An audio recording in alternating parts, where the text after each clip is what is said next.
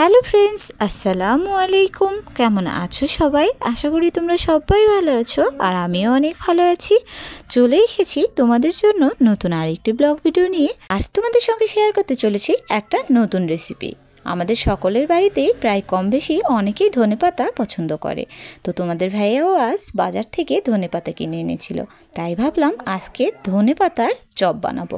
যেমন কথা ঠিক তেমন কাজ, চলে এসেছি ধনেপাতার চপ বানানোর জন্য। এখানে কিন্তু আমি বেসনটা খুব সুন্দর করে মাখিয়ে নিচ্ছি। ঘরে থাকা কয়েকটি উপকরণ দিয়েই তোমরা তৈরি করে নিতে পারবে এই ধনেপাতার চপ রেসিপি। আমি কিন্তু বেসনের মধ্যে এখানে তেমন কিছু ব্যবহার করিনি। এখানে ব্যবহার করেছি হলুদ, লবণ, দিয়েছি সামান্য পরিমাণে মরিচ, আর দিয়েছি একটুখানি জিরে গুঁড়ো। দেওয়ার পরেই কিন্তু খুব সুন্দর করে বেসনটাকে মাখিয়ে নিয়েছি। আর হ্যাঁ, বেসনটাকে খুব সুন্দর করে ফেটিয়ে নিতে হবে, করে ধনেপাতার চপগুলো খুব সুন্দর মচমচে হবে। তো দেখো, আমি এখানে কিছু ধনেপাতা নিয়ে নিয়েছি, দুটো করে ডাল নিয়েছি, আর এখানে বেসনের মধ্যে চুবিয়ে নিচ্ছি। তোমরা যারা ধনেপাতা খেতে পছন্দ করো তারা এরকম করে একবার চপ বানিয়ে খেয়েও তোমাদের অবশ্যই ভালো লাগবে। কি বলো তো, আমরা ছোটবেলায় না দাদি আমাদেরকে এমন করে চপ বানিয়ে বানিয়ে খাওয়াতো। তো আজ হঠাৎ ধনেপাতা দেখে এই চপের কথা মনে পড়ে গেল।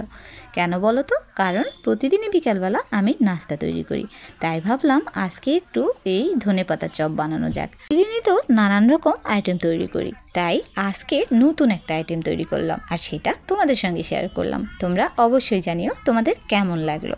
এই যে দেখো, তোমাদের সঙ্গে কথা বলতে বলতে আমার চপ ভাজা কিন্তু একদম কমপ্লিট হয়ে গেছে, আর চপগুলো কিন্তু বেশ সুন্দর লাগছে দেখতে। কত সুন্দর মুচমুচে হয়েছে দেখেছ? এই চপগুলো কিন্তু গরম গরম খেতে খুব মজা লাগে।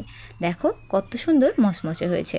চলো, আজকের ভিডিওটা তোমাদের কেমন লাগলো অবশ্যই কমেন্ট করে জানিও। তোমাদের সঙ্গে দেখা হবে নেক্সট ব্লগে। ততক্ষণ তোমরা ভালো থেকো, সুস্থ থেকো, টাটা।